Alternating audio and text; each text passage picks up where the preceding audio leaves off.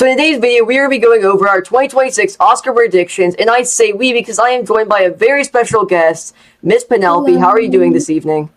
Hi, I'm doing good. I'm excited. I have not had like a ton of like movie friends before, so this is great.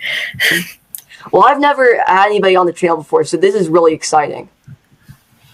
And so before we get started on the predictions, okay, so just introduce a little bit about yourself, and yeah. Well, I'm Penelope. I have been kind of into movies my whole life, but I've only like these past 2 Oscar seasons been really into movies, and I've spent most of my life doing like studio art, but I've been taking an interest in filmmaking recently, so That's really cool. Yeah.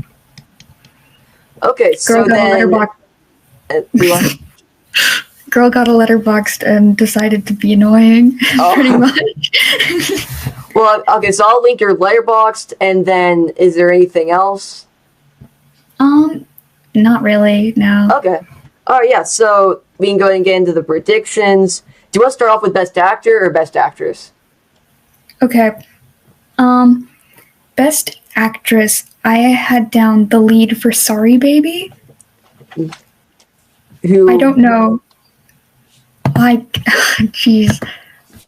Okay, yeah, I've heard some things about that. I haven't seen it actually, or any trailers or anything, but yeah, so then I have my number 1 pick is Jessie Buckley for Hamnet. Ooh, fair.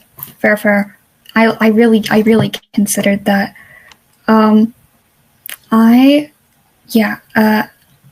Jeez. I had down, why is it impossible? I never used the freaking website. Why is there no information on who the actors are? Actor for Sorry Baby was my prediction because like her performance is just really emotional. I don't know. I need to check that one out because I mean this is only November rankings, so we'll see how like things happen like as we get closer to like January when they actually come out or anything. But yeah, I'll have to check that one out. And then, okay, so I know you love Begonia. I can see the poster in your background. Do you think Emma Stone will get nominated for Best Actress? I hope so. I really liked her performance in it. Yeah, I think she gave a great performance in it. I feel the first watch, then everything, like the twist just changes it all, and then rewatching it, it's like a completely different movie. Oh, yeah, I understand. Because like, of it. It feels completely different. Like the tonally, everything's completely different. Like I don't think she'll win though. Like I don't think she has a chance of winning. Yeah, but I think she'll get nominated. To be fair, there's so many good women this year. Like genuinely, there's almost more good, like really standout women. This year than usual. Like I feel like you never know like where the Academy's going to go for like Yorgos Lanthimos because like Poor Things won a bunch of awards. Then Kinds of Kindness, like a year after that, they just completely shut out in like every category in every way. And then I don't think they're gonna do the same for Begonia, but I'm not sure. I think Begonia will be somewhere in the middle, like genuinely. Yeah. I think we'll have a couple nominations for Begonia, but not maybe like 1-2 categories. Yeah, like I think definitely like Best Picture for Begonia, maybe like a technical category. So my 3rd pick for actress is Cynthia Erivo for Wicked for Good. And I hope so. Here's the thing. I have not seen the first Wicked. I have zero interest in seeing Wicked for Good. But here's the thing. I have heard so many good things about it. And like I just have a feeling. Like I have no idea where Wicked could go. So I just put it in some categories that like I feel like it could get into. And or just like from what people have been saying. But have you seen Wicked? I did go see Wicked. I saw Wicked in theaters last year with my father, and I liked it a lot. And so you'd probably be more informed on this then. Do you think there's any nominations for Wicked for Good? I think that we have to remember that Wicked Part 1 is the introduction to characters, and that this is like the angst part. Like Part 2 is the angst part of Wicked, and I think that Cynthia Erivo will do that well, genuinely. Oh, okay. I would be unsurprised if she was within the nominations for Best Actress. Yeah, I'll say I have a few other nominations for for like just Wicked for Good in general, just because I have no idea where it could go this year. Mm-hmm. But I could definitely see Cynthia Erivo getting in there, and then what do you think of Testament for Ann Lee? Amanda Seyfried, for Testament of Ann Lee. That's my fourth pick. Have you heard anything about that one? No, I have not. Oh no, it's like, I guess so. I have seen some trailers for it, and for like November rankings, it's kind of odd placing them in there because you can really only do it based off buzz because so many of these movies haven't even came out yet. Yeah, like, genuinely, like I feel like we're gonna see Hamnet, and like our whole view is gonna change. Genuinely. Oh yeah, genuinely. Like, especially like when we get closer to January and everything. Like this list is kind of like go completely on its head. But like, still, my number one pick though is Jessie Buckley for Hamnet though. Mm-hmm. I think that's very fair, given what we've already heard. What do you think? And then so I have Chase Infinity for my fifth spot. I think she gave an incredible performance. Like, I think she should probably win Best Actress as of right now. I haven't seen like Jessie Hamnet, for example. But the only reason I have her in fifth place is because like she's such a new actress. I feel like the Academy could like, when you find like a younger actor or actress, they usually like give them a few years to like build up in like other roles and everything until they finally give them that win. But where are you kind of thinking for that? I feel like there's so many people who like still haven't gotten that Oscar that everybody thinks they should have. Yeah. That having somebody win their first year is unlikely, which is why I'm like a little bit suspicious about my own pick for Begonia as well. But like, I don't know. Like, I mean, good luck, you know? Yeah, like maybe they want to build up like the overdue narrative with Chase Infinity. Like, she's in all these great films, and then like finally, like after years into her career, she finally ends up winning. But I definitely think she'll at least end up getting. I think she'll at least get nominated. If she does not win, which I don't think she will, that's why I put her in my fifth spot. But I definitely could see her being up there. Mm-hmm. Okay. And do you want to go ahead and move on to actor, or do you have anything else you want to say for actors, like any other? No. I think for actor, I'm very, very biased as somebody who's seen over half of Timothée Chalamet's filmography. Oh, okay, so you're hanging in the direction of Chalamet, sweeping best actor, Marty Supreme, getting in every category. Yeah, I have him in my number one spot too. That being said, though, I think there's definitely competition for Leonardo DiCaprio in one battle after another. Yes, that's a given. Yeah, I definitely see that. Like, even if you're like the biggest Timothée Chalamet fan, which we know you are, right? But then like Leonardo DiCaprio, right? I mean, he's won a lot, but could this be his next win? I think it's possible. Yeah. I'm not sure though. What do you think? It was okay. I was a bit like shocked watching it earlier on in the movie. I was like, this is just like out of like left field for me. Yeah, I'm like, so I think things being out of left field is good. Like, right. And then we haven't even seen Marty Supreme yet. But like, I feel like people might have been like going like insane over like Timothée Chalamet, like campaigning like really hard trying to win an Oscar and everything. Like, do you see the interview he gave a while back where he basically like talked about just how much he wanted to win an Oscar? Yeah, I mean, like, it's kind of a joke at this point. Yeah, I mean, like, he's basically turned into like his whole thing. That. And like Marty Supreme, everything, the orange blimps, and all that stuff. Like, I feel like they have to give him something, right?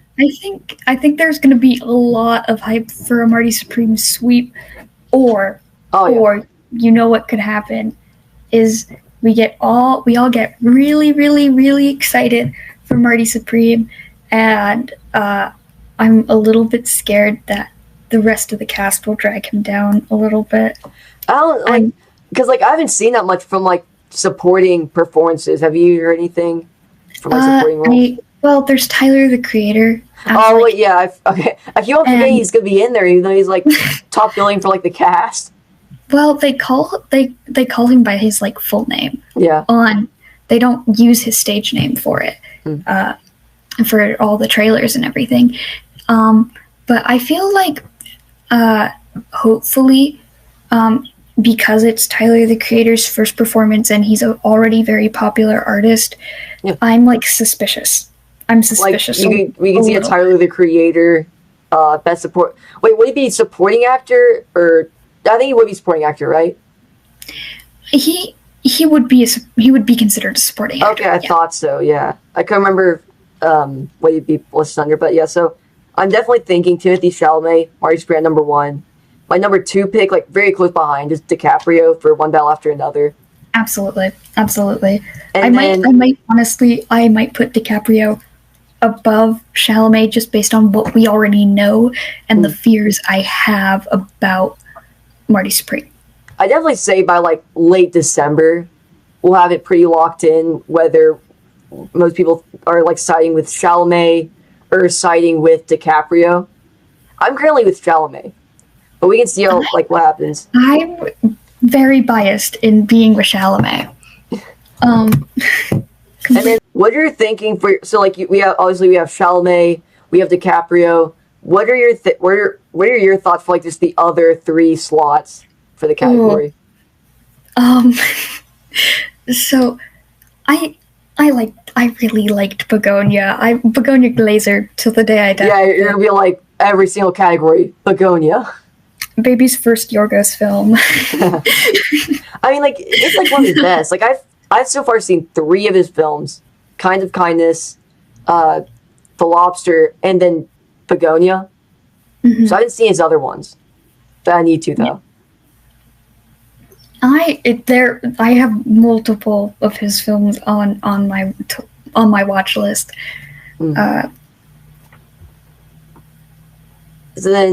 So you're thinking for one of your 3 picks, you're thinking like Jesse Plemons maybe. Yeah, I would say Jesse Plemons. Like I'm not very confident in my last 3 picks, except for like one of them. Like there's like only 2 picks in Best Actor that I'm not at all confident in. That I feel like Jesse Plemons could slip into, not necessarily win because I feel like it's Chalamet, DiCaprio, and then you just have the other 3. Picks? But then I have you seen The Smashing Machine? I did not see The Smashing Machine because I heard such negative feedback about The Smashing Machine.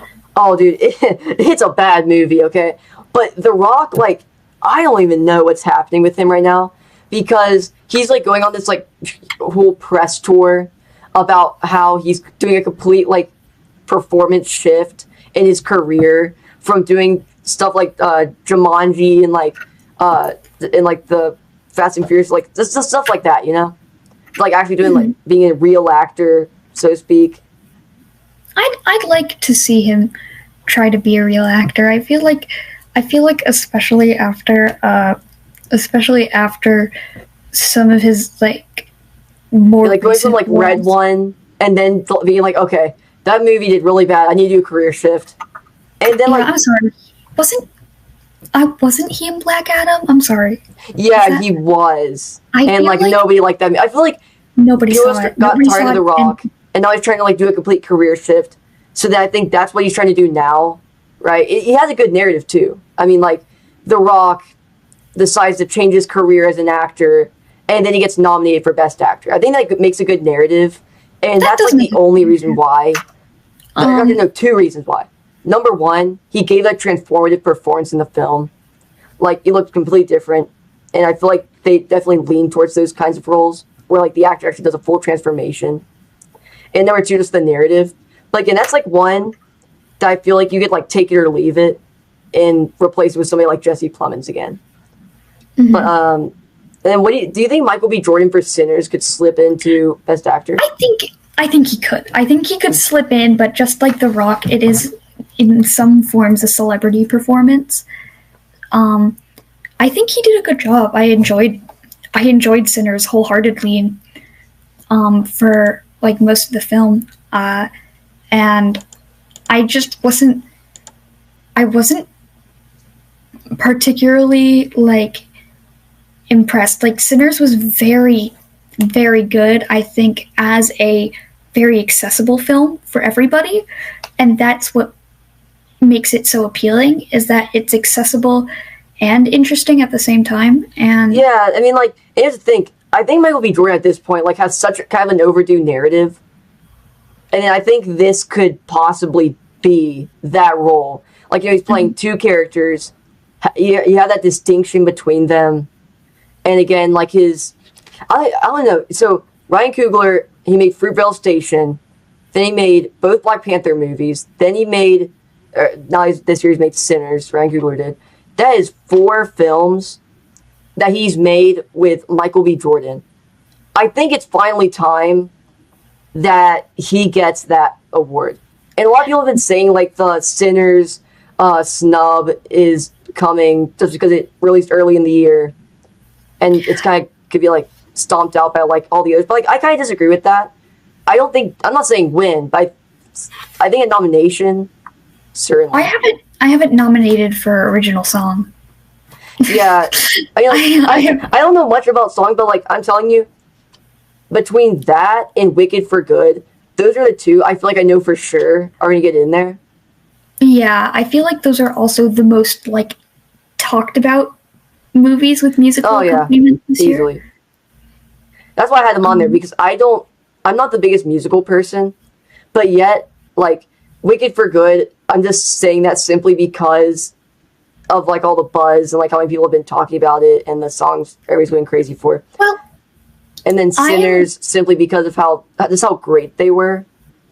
Yeah, I really liked the music in Sinners. It is not what I typically would like expect from any movie, but if I had to expect music like the music in Sinners from any movie, it would be Sinners.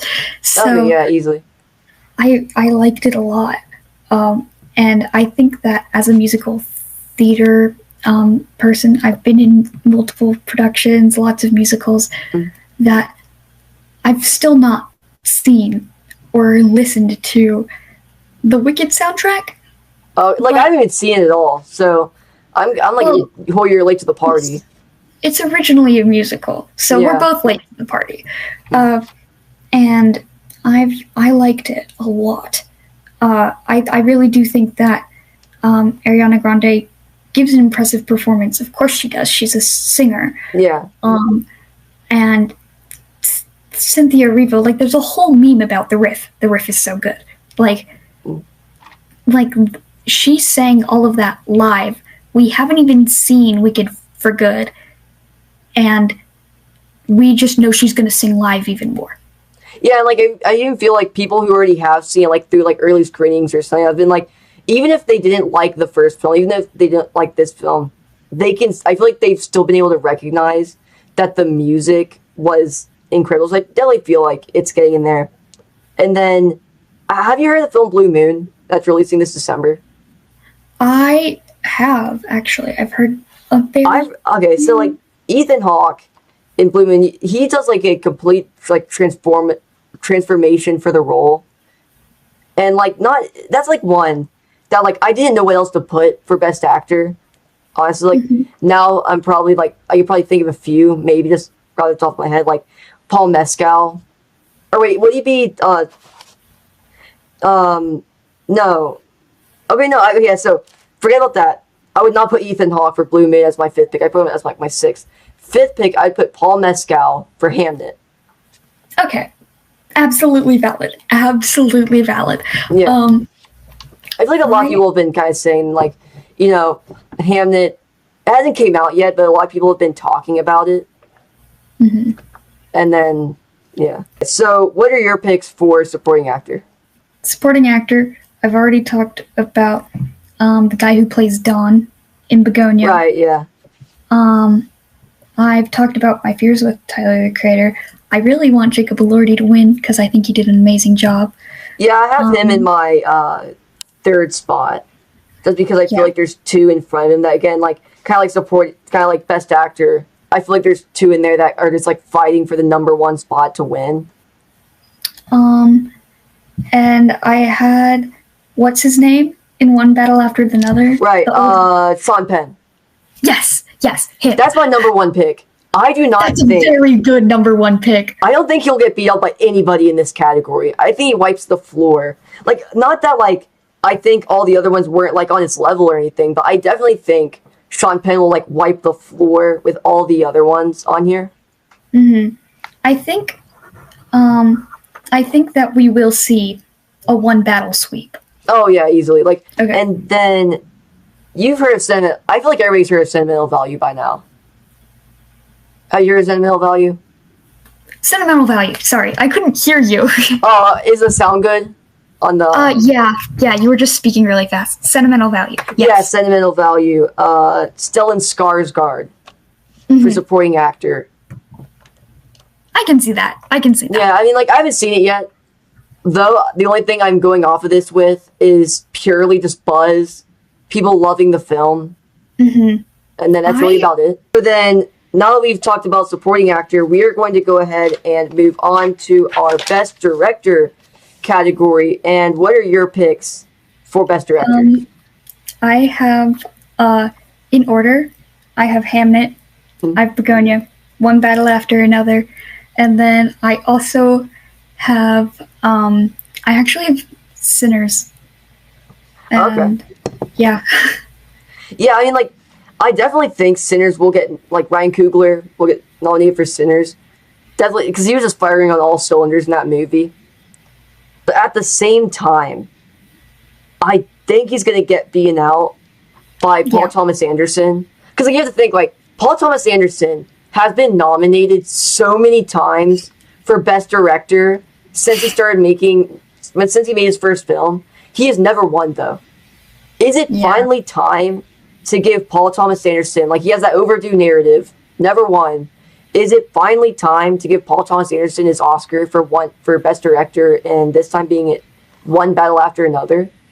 And I think that could be the perfect opportunity. I feel like if One Battle After Another does not win Best Picture, it will win Best Director, and vice versa. If it wins Best Picture, it will not win Best Director. I do not believe that we ever have the same Best Picture, Best Director. Because, Did we have that for Nora? Did we have that for Nora last year? I do not remember. Okay. I'm looking this up. I also need to mention Guillermo del Toro for Frankenstein, because I only had 4. I have 5 now. Guillermo del Toro, Frankenstein. Yeah, Guillermo del Toro, like, I had him at my number 1 for a while there. Even after I first watched Frankenstein, I kind of put it there, and I was like, I kind of came back down to earth, and I was like, okay, maybe I'm overreacting a little bit, and then I put Paul Thomas Anderson back in my number 1 slot, simply because just that overdue narrative. I am correct. Anora did win both Best Director and Best Picture and Best Writer last year. There we go. It leaves the door open, right? I mean... Yeah, absolute Anora sweep last year. God, at least it was Anora and not Emilia Perez. I was so scared about Emilia Perez. Remember, it got nominated for it got nominated for the same amount of Oscars that Oppenheimer did. Somehow. Are we serious? Yes, no, I'm being completely serious. A Nolan film got nominated for the same amount of Oscars that Emilia Perez did. Insanity.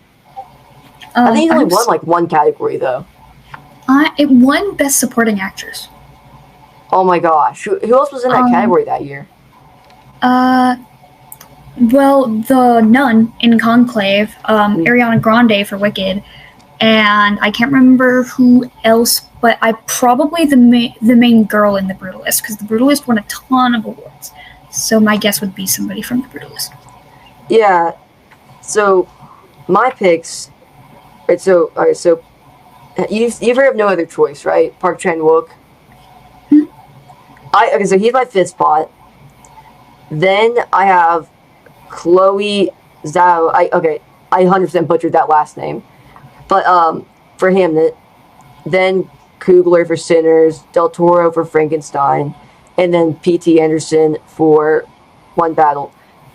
Those are all my picks, and then yes, my fifth spot though is like Park Chan-wook. I really hope it ends up getting on there. I don't think it necessarily will win. I think it hasn't even came out yet. But has Park Chan-wook ever won Best Director before? Who? Park Chan-wook. Just off the top of your head. Not sure. I don't think so. Yeah, I definitely think he deserves it though. Anyway, okay. Oh man, we've skipped over one. We skipped over supporting actress. Oh, okay. Here, 1 second. We have to go back because we skipped over supporting actress. There were not. I was a little bit disappointed this year for supporting actress. I'm gonna be completely honest. I didn't even know where to go for this category because I feel like there's like a lot that could be on here. Like I have Amy Madigan for Weapons. A lot of people have been saying Weapons sweep. I think we need to get ourselves down to earth, right? Like you could have liked Weapons, but like people have been saying Best Picture, Screenplay, like all that. Like I'm putting my fifth place Weapons, and that's it. For fourth place, though, I'm putting Elle Fanning for Sentimental Value. Third place, I'm putting Tiana Taylor, One Battle After Another. Second, I'm putting Haley Steinfeld for Sinners. And number one, didn't want to do this, but like, again, I feel like the overdue thing is Ariana Grande for Wicked for Good. Okay. Like, because I just have no idea where to put Wicked for Good for this year's predictions. So I just took like a few shots in the dark, like Ariana Grande, again, then or Cynthia. I'm gonna do a wild shot in the dark. I feel like I never ever freaking actually know what the Academy's gonna say about a movie. Sometimes all of the buzz hates a movie, and then the Academy's like obsessed with it. And I think that's why like that online when you see like a prediction that like sticks out, like nobody else is predicting that. Those are the ones you have to pay the most attention to, right? Because again, the consensus isn't always who they go for. Mm-hmm. It's not every time, but those outliers. That's why I've got my girl at number 5 for my nominations for like supporting actress, because I do think Ayo Edebiri did a good job. She did probably the best in that movie, personally. Even though I did not. Okay, so like I wanted to put a Luca Guadagnino film, right, in some of my predictions, but like two things I feel like were counting against this movie. Number one, it didn't have a good reception when it came out. Number two, I don't feel like it got very much buzz as it was coming out. Yeah. And I have not seen it. So I can't speak on it. I have seen it. I was very siloed, I will say. I am a biased opinion. I get stuck in my little silo of my Ayo Edebiri fan accounts, and they went and they all saw After the Hunt, and they liked it enough to be like Ayo should win, but they didn't like it enough to think that it deserved any other awards. Oscar season, I don't think he has a shot. Not against everything else that there is this year. Oh, no way. Like, Sentimental Value, One Battle, Wicked for Good, right? Those are the rest of my picks. Like, Elle Fanning for Sentimental Value. I have not seen Sentimental Value, so I definitely think, like, after I do see it, this prediction specifically will definitely get a lot more fleshed out. You'll either go higher or just disappear completely. Mm-hmm. But what do you think? What are some of your other picks? I think that we'll see Sentimental Value. We'll see Sentimental Value. I don't know. I feel like the supporting actress category is not as fleshed out this year as it was last year. I think even though we it'll be very odd. I have no clue where it'll go. That's like a lot of these on here are just ones that like just taking like just completely random shots, just like kind of almost guessing. I don't want to say guessing, but like an educated guess just based off buzz and like what I think the Academy will go for. Like, I just have, like, a safe pick, which is Tiana Taylor for One Battle. Or, like, Yeah. Ariana Grande for Wicked for Good. I think those are safe nominations. I have no clue for wins, though. Those are safe. Those are safe nominations. I will say that I do not love Ariana Grande as an actress. Do I think that Well, I is haven't even because seen Wicked, or... I mean, she started out as a Disney actress. There, like, she was in Disney shows a lot as a kid, and she was good in those. But she was doing like comedic sitcoms, and she's playing a very funny role in Wicked, and I don't think it's funny. I don't think she makes it funny enough. You don't really think she's, like, firing on all cylinders in that role? So I think that she might be, like, absolutely killing it in the costumes she's wearing, and her singing is incredible, but I do not think that she is doing her best job as an actress, So, at least in the original Wicked, but we'll see about Wicked for Good. yeah, like, Her character I gets a definitely little think fleshed out. it's definitely locked for score, and then even, like, best costume. I do have Wicked for Good in there. But again, I'm not really too sure overall. And No, then, absolutely Wicked for best costuming. So, have you seen Weapons? I did not see Weapons. Actually, this is the only film I remember seeing a trailer for. And I was with my dad. Probably, I can't even remember what movie I was seeing, but I saw a trailer for Weapons and I laughed. Like, I was like, this looks stupid. And I never saw it. That's like a lot. That's like a lot of people's reaction to the film, because, like, it's like dark comedy. It mixes dark comedy and 12 horror kids so go well. missing. Like, have you seen Barbarian? Like, his last film. No. Okay, well, I didn't like that one. A lot of people loved it, though. So I think a lot of people loved that one. A lot of people came to Weapons, adored it, and now they're completely saying, like, okay, now it's going to get into all these categories, and I don't think so. So, like, I'm just putting it at my 5th place spot, simply because I feel like she is kind of approaching, like, this, like, Warner Bros. In general is kind of campaigning towards some Weapons. Not like, it's like they send them in for consideration, including Amy Madigan. So it could happen very well. I'm just gonna put it in my 5th place spot. I even almost moved it to my 6th. But then again, I guess we'll have to see. All right. And Next do I go ahead and move on to let's see. So we did director. Now so now screenplay. Okay, we're moving on to original screenplay. What do you think for original screenplay first before we do adapted? My top screenplay was low-key. I just put Marty Supreme because I didn't know what to expect. And Marty Supreme is not considered adapted. Even I though had it in my 4th spot. I do not write movies. I've never written a screenplay. I frankly am not very qualified to talk about screenplay. Well, I mean, like, I definitely feel like, right, I put it at my 4th spot. Again, like, I can't even go off of some of these, since, like, some of these haven't even came out yet. 3 out of my 5 picks aren't even out yet. Like, I haven't even seen 3 of the 5 of them. Sentimental Value, Marty Supreme, and then It Was Just an Accident. Those are 3 picks I have not even seen, but I still have on there. Simply just going off of buzz. But I definitely feel like the door is open here for Sinners. Like, if it doesn't win anything, okay, I definitely feel like it's gonna win original screenplay.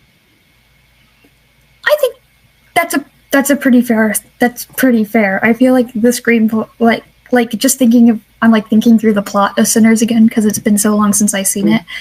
Especially considering I walked out of the theater the last 5 minutes. Okay. But I loved what I saw of Sinners and thought it was really strong. Yeah, I mean, it's a great film. I definitely say the screenplay is, like, if it doesn't win anything else, right? Director, I feel like it's gonna end up losing. Even though I do think it will get nominated for Best Picture, I don't think it will end up getting in for a win. Even though I I do feel think it will like get nominated. Sinners will be in a lot of categories because of how much buzz it got when it came out. Okay, yeah, but like win, I feel like it's been too long ago, right? I mean, so many other films now are coming out that could end up flooding all those spots where previously Sinners was really strong. It was like it was March, right? March or April. March. Oh yeah, so like fairly early in the year, right? March 4th, I think, actually. I don't know why I know that, but March 4th, I believe. Where you have like all these like films coming out now, right? And then you just have Sinners back in March. Like, I feel like we need to remember that. We've had a big fall. We've had a huge fall this year. Mm. I feel like last year, we had quite a few spring movies. We had like a lot of really strong stuff throughout the year, but especially a lot of spring movies. And this year we had a lot of fall movies, and like One Battle is a fall movie. Yeah, Frankenstein's a fall movie. I have Frankenstein down for Best Adapted. Frankenstein number 1. Best I have it at number 2 on adapted screenplay, but well, that's like a perfect transition. Do you want to go ahead and move down to adapted screenplay? So for adapted screenplay, I have One Battle After Another in my first spot. I have Frankenstein in my second spot. Hamnet in my third. Again, I've not seen Hamnet yet, so that could very well change. Fourth spot, Begonia. Fifth spot, I have Knives Out 3 or Wake Up Dead Man. Adapted screenplay is the one I'm like most interested in to see where that goes, because like I definitely feel like One Battle After Another is winning that category. Frankenstein. That's fair. I mean, Frankenstein movie just came out. It's been getting a lot of people are loving it. Mm-hmm. I definitely think it's at least approaching a strong nomination. I think that there's so many adaptations of Frankenstein, like so many. Like we even have a new one coming out next year, like early next year. There's another. There's another Frankenstein adaptation. It's like Christian Bale. He's playing Frankenstein, and it's being called The Bride. My face just froze. That's so crazy. Christian Bale as Frankenstein. It's being called The Bride.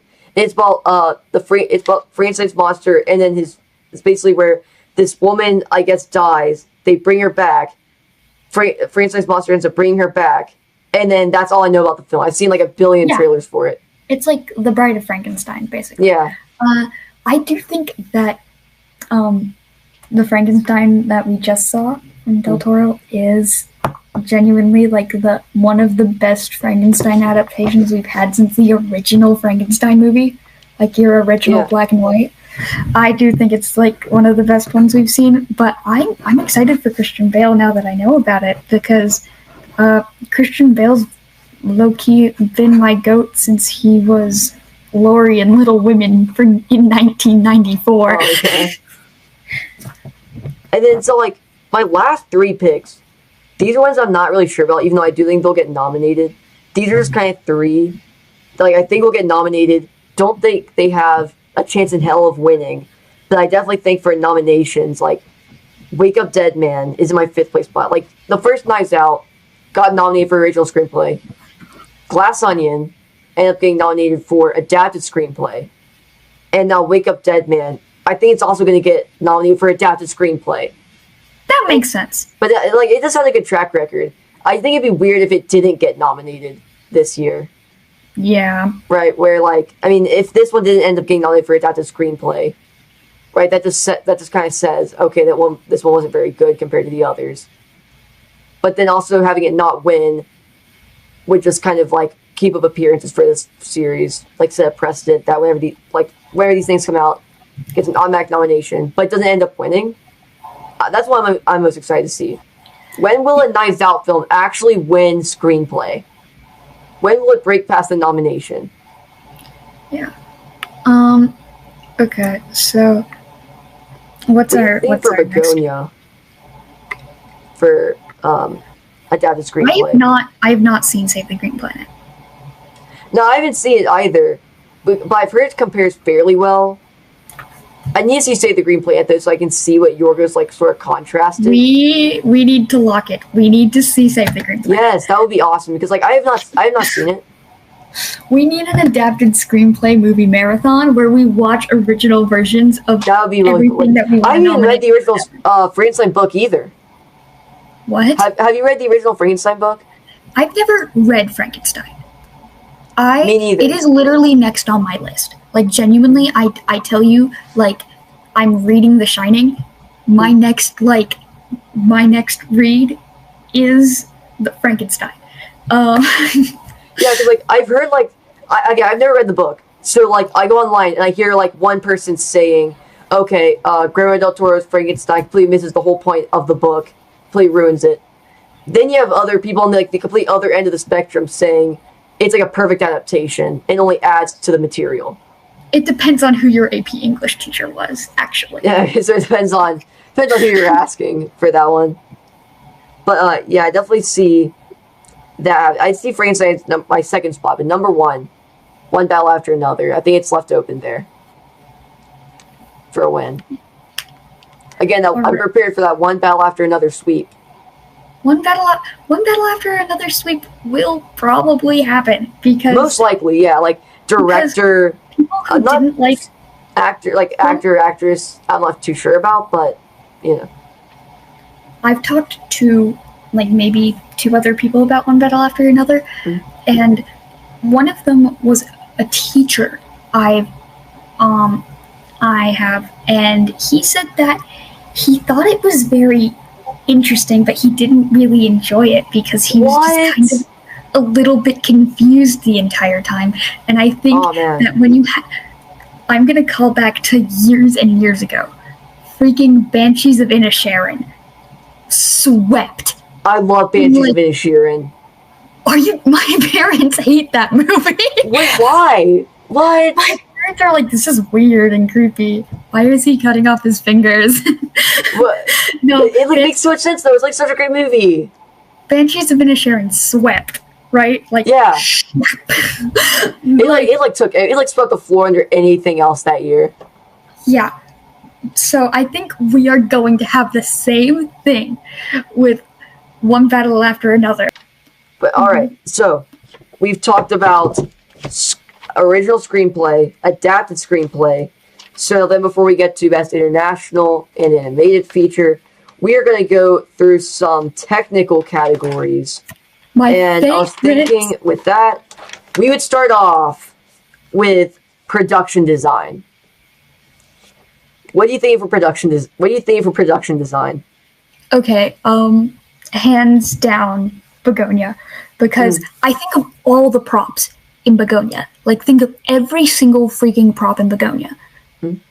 And like think of that house and think of like the set and like location. Yeah, like also like lived in. Yeah. You know, like so many other films now just have like that sort of like artificial touch to them in one way or another, where like you can feel it is a set or it's a green screen. Like the fact that they actually on that set, the way not even just the way it was shot, but just like the way that the house looked. I was under the impression that that the inside of the house was entirely a set and that the outside of the house was entirely an on-location filming site. I have not looked into that, but I'm sure that's true. I mean, the house probably may have been. You never see somebody. There's not a shot, I believe. There's not a shot of anybody walking from outside into the house. Yeah, like you have like the officer, right? He was like standing outside, but you never like saw him like actively walk in. Yeah, it like automatically cuts. So yeah, so I feel like that would be true. But like the on-location filming for the scenes with the police officer and also the scenes at the office, like outside in the parking lot of the office, was crazy. And like even you get to like the last like 2 minutes of the film, right? You have like you see on the actual ship, and then you have after they're on the ship, right? You have like the montage at the very end, where like all the different sets and everything, and even just like the last minutes, like all things considered, where it like jumps from this very like lived-in house, very grounded, and then it completely shifts gears when you're up in like this spaceship, where like none of it looks green screen, none of it looks CGI. It all looks like a real set. And then you even get to the montage. It's just like this like wide like scene of like scope and scale, where you have like all these different montages of like these big like these like areas, right? Just completely like out. I need to mention that I have it down as my second choice for cinematography as well, because and as second choice for score, which you will see throughout I'm excited. You're gonna like completely talk about score because I cannot provide like any worthy I'm so excited to talk about score, but I need like 2 seconds to talk about cinematography because. But for my number 2 pick for production design, I have the Phoenician scheme. That is so fair. That is so fair. I so hope it happens. Give him Wes a win. Anderson has not been nominated for an Oscar since the wonderful, it was either Story or Life of Henry Sugar. Wonderful Story. Wonderful Story of Henry Sugar, yes. Has not done anything for that then, since. The Phoenician scheme, it should happen. It should so happen. I think that there's very clear story beats to the Phoenician scheme, which was why I wasn't very happy with parts of it. I just felt like that, like the flow of the movie was not amazing, but I liked how asymmetrical this was compared to other Wes Anderson films. That so much is like filmed in like a slightly asymmetrical way, and the set was beautiful. I think about that blue and white tiled room. Even like his whole mansion, right? I mean, it's just like and like where they're constantly like going to a different place, whether it's like a railway tunnel. Then it's like they're in a jungle when their plane crashes, when they're even in the plane, when they're in the mansion, when they're at the area where that dam's being built with Scarlett Johansson's character. Each area, or even on the ship, I even forgot about that. The plane a different crash. Area every time. A different like area for just like Wes Anderson to just fire off on all cylinders to make a different like design for the area. I think's awesome. We do need to talk about set design if I can. I'm happy to. Which one? Set design. Yes. So I do have the Phoenician scheme at number 1 for set design because of not only the plane, but also his mansion is so freaking cool.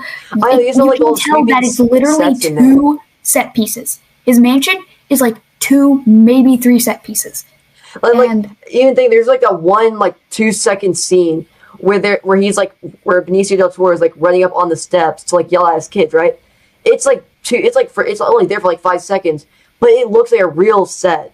Like it's just like this gigantic set again, like building up that giant size and scale where they're in that one room of his house, talking to his daughter Liesel, right? I mean, just the sets in that film entirely, I think are incredible.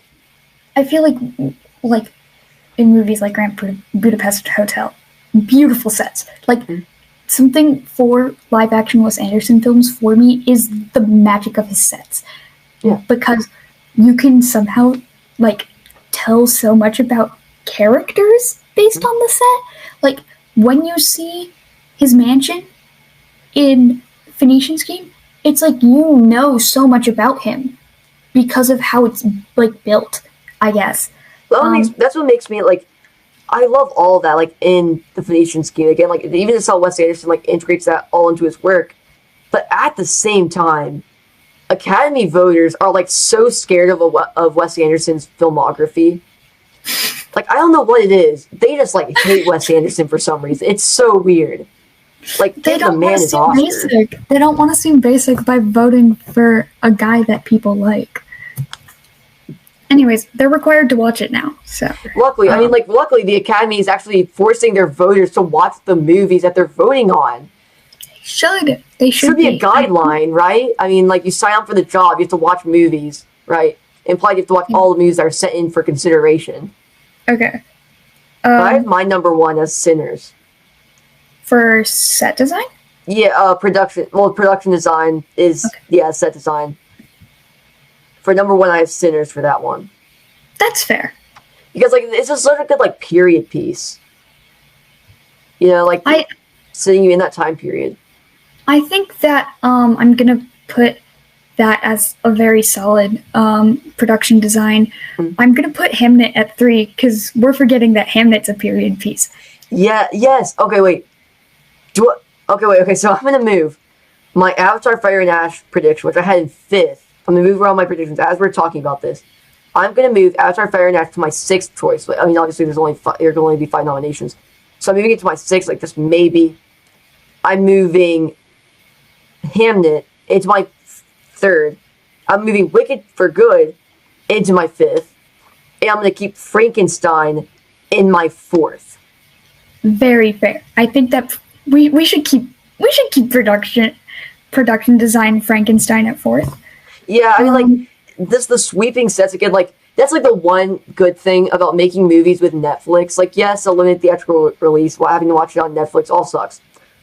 But they give their directors, like, just that unlimited amount of money to make whatever they want to make. And I feel like when you're Guillermo del Toro, you can also ask for so much money. Yeah, like, I mean, he just has this great eye for, like, scope and scale. Like, have you seen his other films? I can't, like, name it off the top of my head, but, like... I've seen some. Pinocchio. I saw Pinocchio, and I think about how even though, like, so much of it is... Like, it is an animated film, but he still uses scale to, like, such a power... in, like, such a like, the size and scale. It's, like, I feel like so much of his filmography, whether it's, like, the gigantic building that Victor is working in, or even, like, just, like, things like that. Just, like, the very gothic feel of the entire film and, like, the time period. Yeah. I think it's perfect. During his, like, flashback where they're at the, like, fancy French mansion with his mother. Yeah. I don't know. Okay, so my set design is one of my favorite categories. So I really need to talk about it. There could be so many interesting things done with that, but, like, I'm always wrong about this one. Like, I predicted whenever it comes around, but I'm always wrong. Because I always put I always put, like, my Wes Anderson pick in there, like, my number 2, and then I'm, like, butthurt whenever I'm like, oh, it didn't get nominated. But I think that's getting in there. Wicked for Good, I think it's fair to say it's getting in there. What do you think? Well, I think that Wicked won Wicked maybe won for production design. Excuse me. Conclave won last year for set design for such an accurate portrayal of the Sistine Chapel, which was freaking awesome. But I really do think that we have Phoenician Scheme, we have Hamnet, we have Wicked, and we also have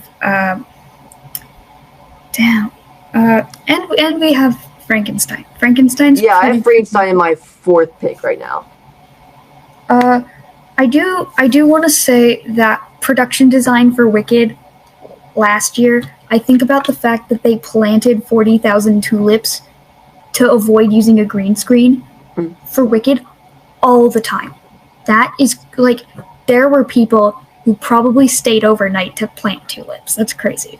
I mean, yeah, like, 100%, like, just the size and scale of that film was insane. And seemingly from I've only seen the trailers for Wicked and, like, heard what people have said, then Wicked for Good seems to be the same thing, right? I mean, they filmed the movies back to back, so I can only assume the same level of quality from production design. Yeah, I really do believe that our production quality will be on par with or only slightly less exciting as Wicked Part 1. Yeah. Again, I need to see the first Wicked. I really need to see the first You Wicked. really need to see Wicked. Like, You gotta I'm so hear late that to riff. it. Like, I was always going to watch it. And then I procrastinated against watching it because I just go watch something else.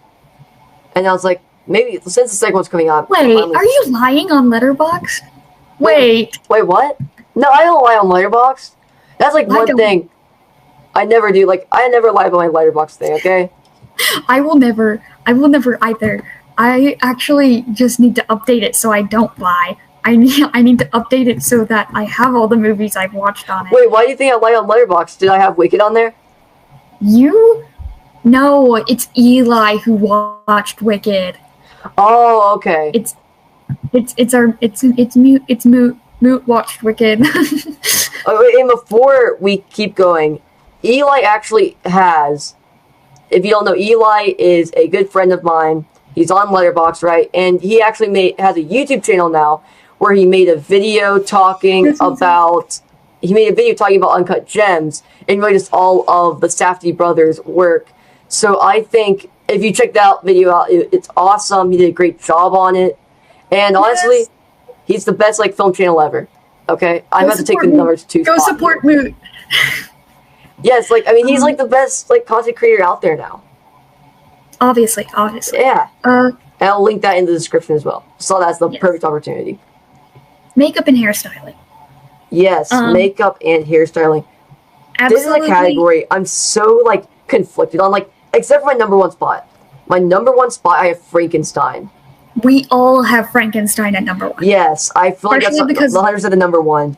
It's the other 4 though. That's a complete battlefield. Yeah. The rest of the 4 are kind of all of them are on the same level. All 4 of them. And what are your next 4? I have Sinners because there are some parts of Sinners that were more makeup-y. I think of all of the gore makeup and stuff in Sinners is pretty believable and impressive. Oh yeah, it looks amazing. Have you seen 28 Years Later? I did not see it. Okay, well, the makeup of the infected in that film, their designs were absolutely incredible.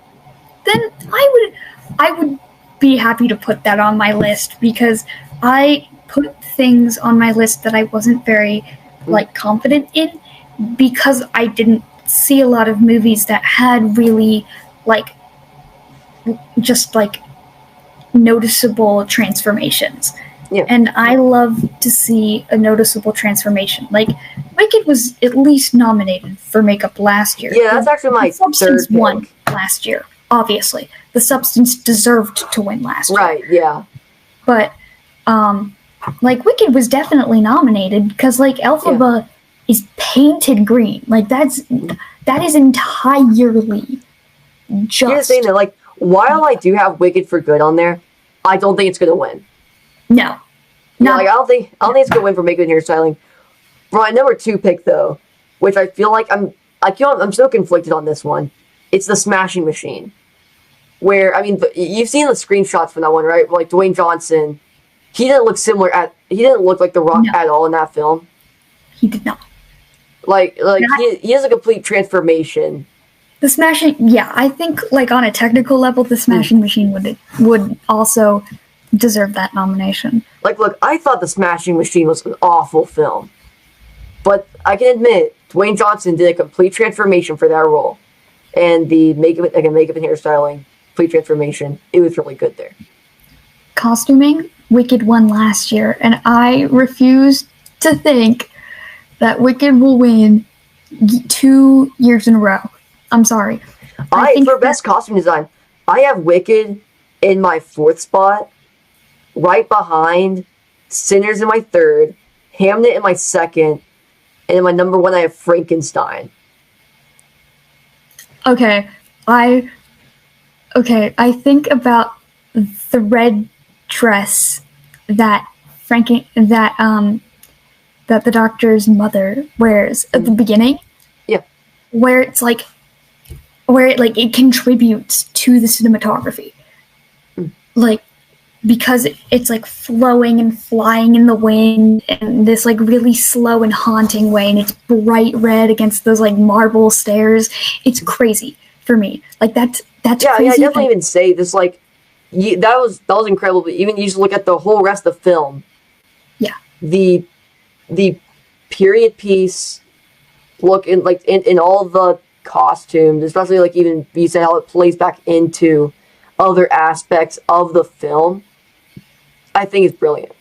I think that's why it's also fair to put Hamnet down, because if you're dressing your entire ensemble in accurate, like, Shakespearean era clothing, that's insane. Yeah, like, okay, so yeah, I have Hamnet in my number 2 spot, and I have Frankenstein in my number 1. Okay, I'm gonna mention something else about makeup and hairstyling with Frankenstein. Not only is there the crazy transformation of Frankenstein, but Mia Goth. Have you seen what they did for Mia Goth? Because she played both the one girl and the other girl. Right. Okay, I think I know what you're talking about. I knew she played one of them, right? She played the one that Victor was jealous of, or not jealous of, like his brother. That's what you're talking about, right? The one his brother ended up being married to. The one that Victor...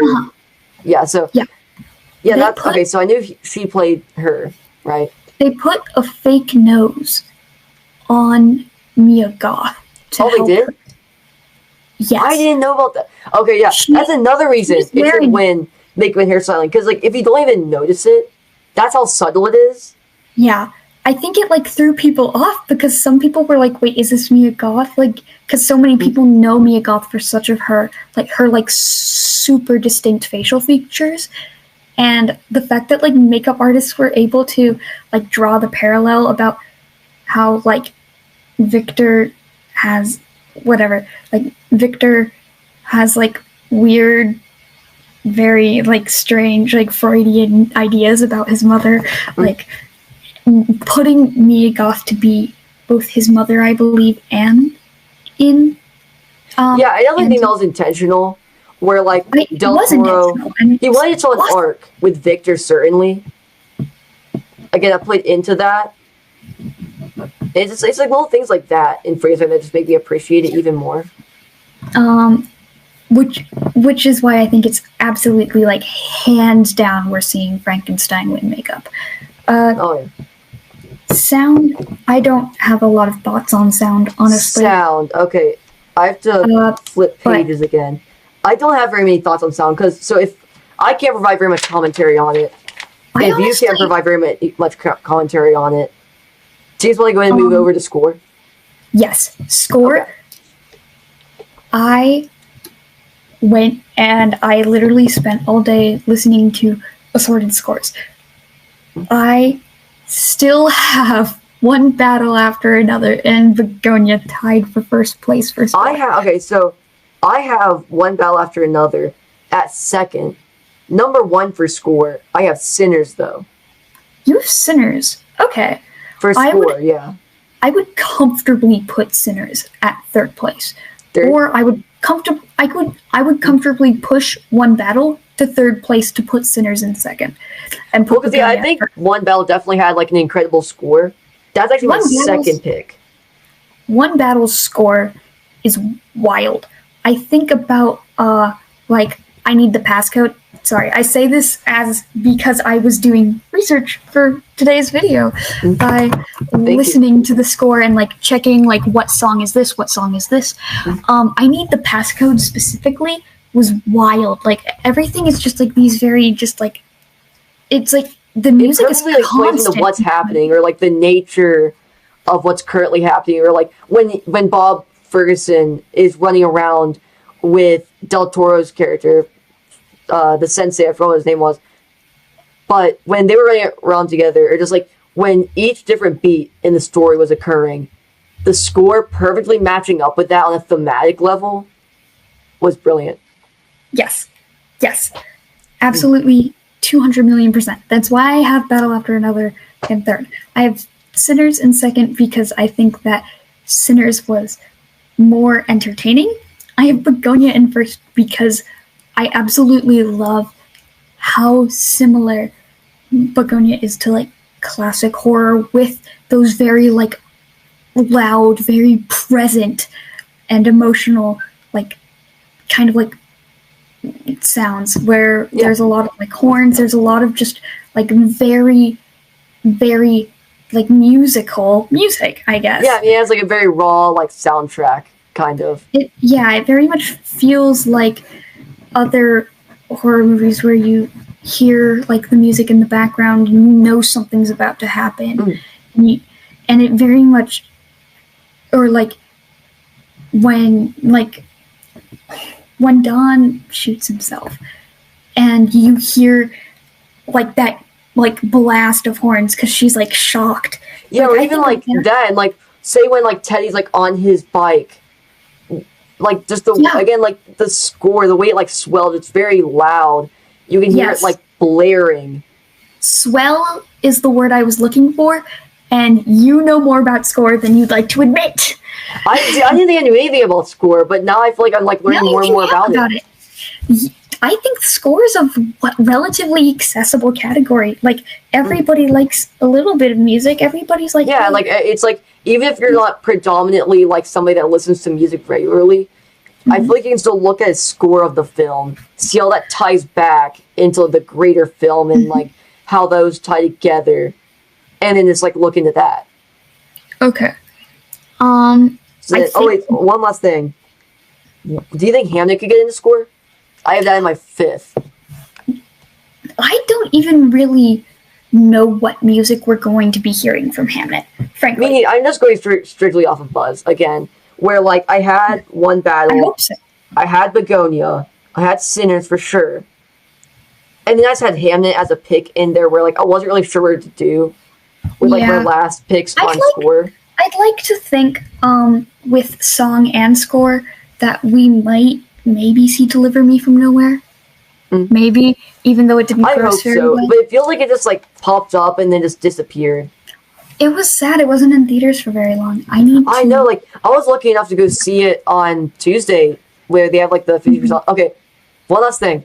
Just gonna go off on a little side change here before we go into other categories like Best Animated, International, and Best Picture. If you go to a movie theater, there is a like really good chance that they have a 50% off deal on either Tuesdays or Wednesdays. Around here, it's Tuesdays.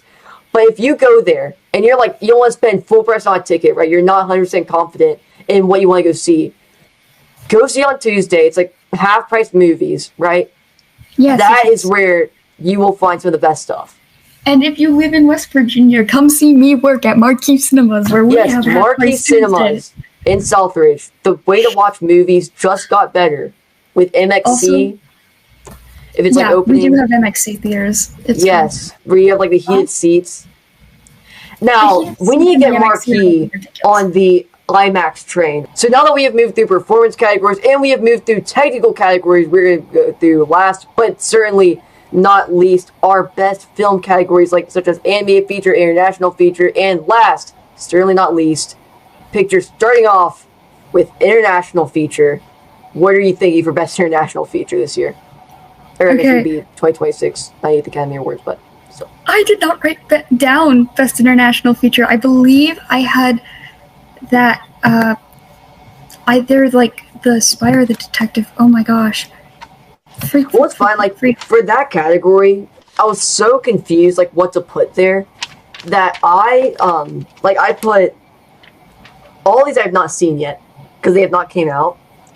Like I have The Secret Agent. It was just an accident. No other choice. The Secret Agent is what I had. Sentimental Value. Those are my four.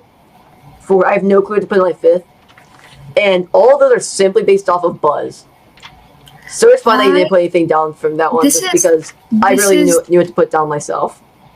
Yeah, this is the downside to living in an area where that's so small, where you have basically one theater, is that you're never going to see an international film.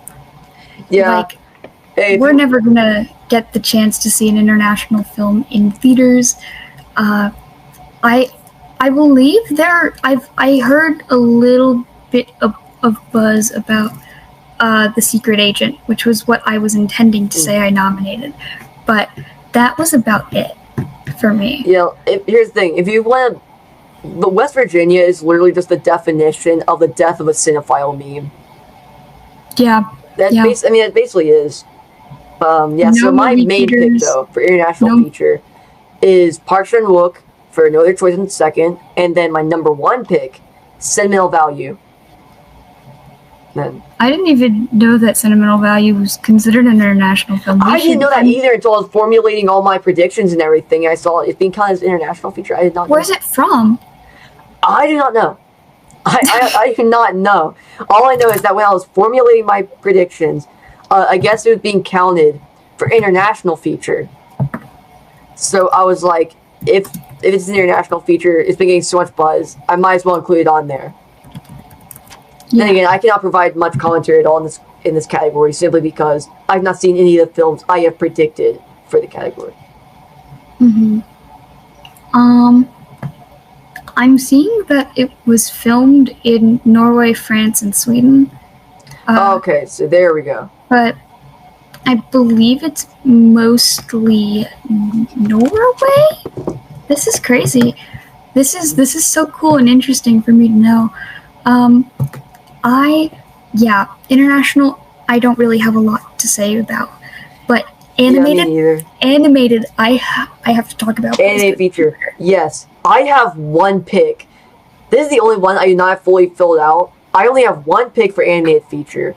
I have K-pop Demon Hunters. And yet, I'm gonna put the most basic pick on here. The most uninteresting pick. I'm putting K-pop Demon Hunters.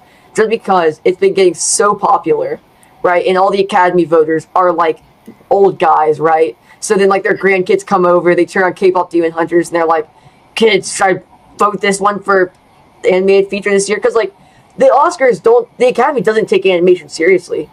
It's ridiculous. So like, then I can easily see that happening, right?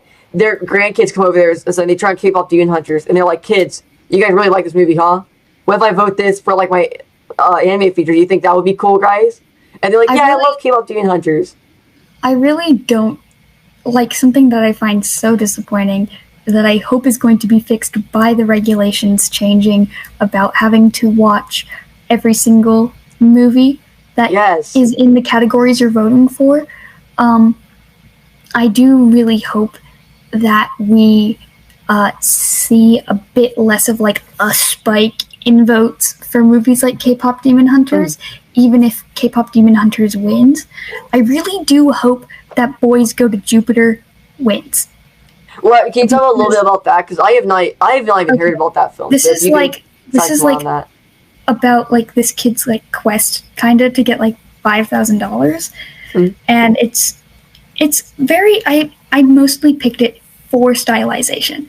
I think that thinking about the fact that Flow won for Best Animated Feature last year, we're beginning to have a little bit more respect for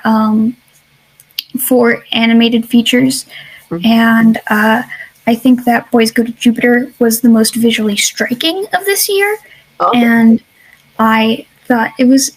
I loved the coloring of it as well, plus like the colors that were picked for it and this just visual style. So you actually have a real prediction for Best Animated Feature, where it's just me being cynical. No, I was really hesitant. I had to do research, and I was like, do I really think that Boys Go to Jupiter will win, or do I think that the logical thing is going to happen and K-pop Demon Hunters is going to win, and I'm going to be really disappointed? I know. I'm just playing the most cynical option there. Like, what's the Academy realistically going to go for? Frankly, I did not watch K-pop Demon Hunters, and me neither. I have not seen it. I have no plans to watch K-pop Demon Hunters, especially after it was revealed that like many of the songs were inspired by or even like given like the songwriters for K-pop Demon Hunters were given advice by AI. Wait, what? Yes. Oh my gosh. So you're telling some of the most popular songs of everybody's been listening to in 2025 was made by an AI art. Oh my gosh, Exactly. that's And that's why insane. I They had a whole refuse. Hollywood strike about this, right? Like the SAG-AFTRA strikes that lasted like the entire year. Yeah, Oh my gosh, we under strike everybody's for noses. nothing. We strike like people strike for nothing. Yeah. I like I they strike I for like believe, riders to keep riders safe and everything. But and then it's like then right under our writers. noses, right? The most popular animated film of the year, with all this super popular music, gets like all this buzz and everything, and part of it was written by AI. Yeah, yeah, We need to get yeah. the word Which out is why there, I completely refuse to put it at the top of my list for man. animated See, film. like again, me is picking the cynical option over here. No, it's okay to pick the cynical option because I'm like low key just like fuck AI, honestly. Yeah, Keep it out of the film industry. There's a reason people striked.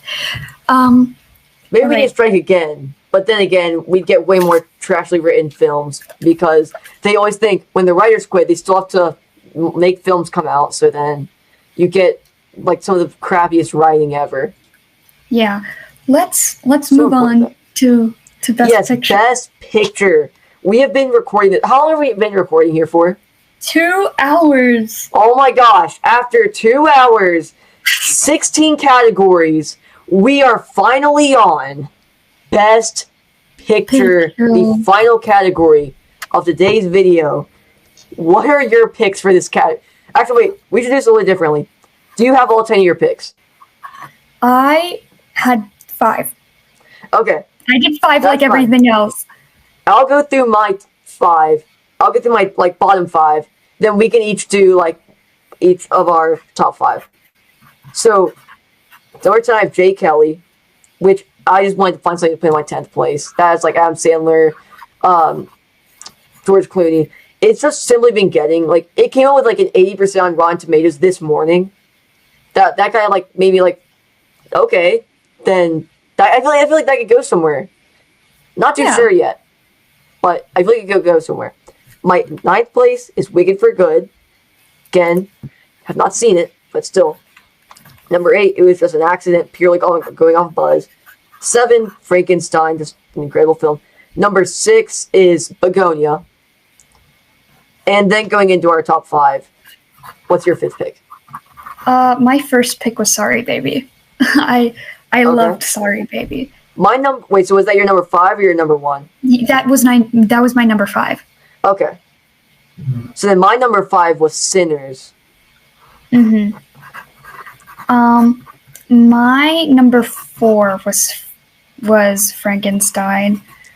Okay. That was my number 7, but that's simply because I feel like there's other films that are more likely to get in there, but nonetheless, I do think Frankenstein will get nominated, so I think that definitely is a fair prediction. My 4th is I just Sentimental realized Value. I didn't put Begonia down.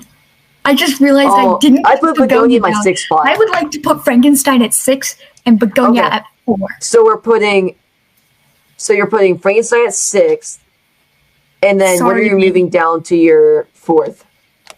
For 4th, I have Begonia. So Okay. my ranking goes Frankenstein, Sorry Baby, Begonia. Okay. And in my 4th, I have Sentimental Value. Hey, I'm just saying, it's time to get some international recognition in Best Picture. Like, Fair. it's gonna happen. It's gonna happen at some point, right?